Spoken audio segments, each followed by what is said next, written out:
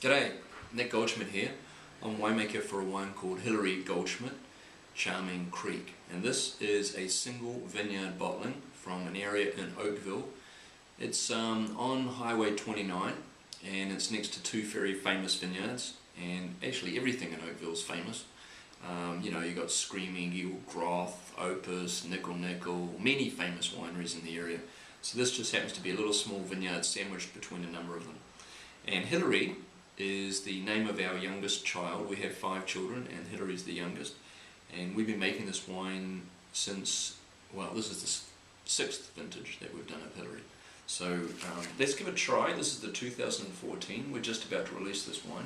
So 2014 was quite unique. It was, you know, we had 10 and 11 which were the cooler vintages, and then 13, 14, 15 which have all been the hot vintages. 13 though was a very heavy crop year, even though it's had a good reputation, etc.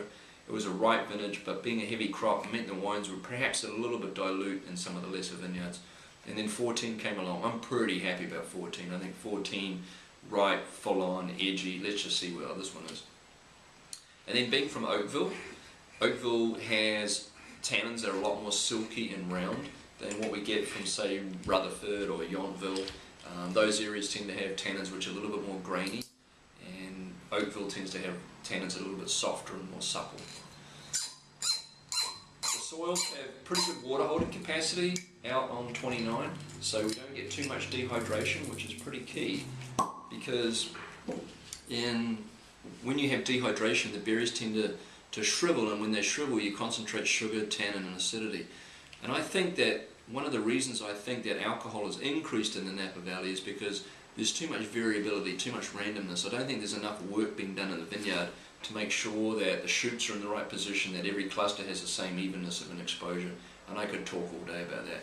Anyway, to make that, or to mitigate that variability, people have been pushing the sugars higher and higher and higher, and now we have Napa Cabernets at 15.5 or even 16 alcohol, which I don't think is very desirable, because if you take away the spicy character, etc. of what Cabernet is, you might as well be drinking Merlot. Anyway, that's my little speech.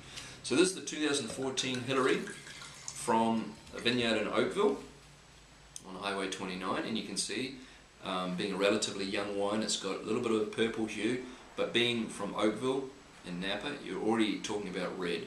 So it's very deep, quite rich. And today I get a lot of sort of black cherry, a little bit of the wood in the background. You know, it's not going to be sort of the red cherry, high fruit tones that you get from the Alexander Valley. It's going to be a little bit deeper in the Napa Valley, and that's what we have with this wine.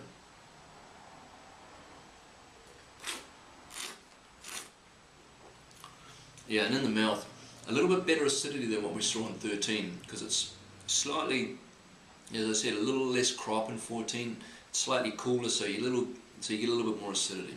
So anyway, this wine just goes on and on, long and ripe and totally drinkable. Love that wine. Anyway, 2014 Hilary Goldschmidt from Oakville.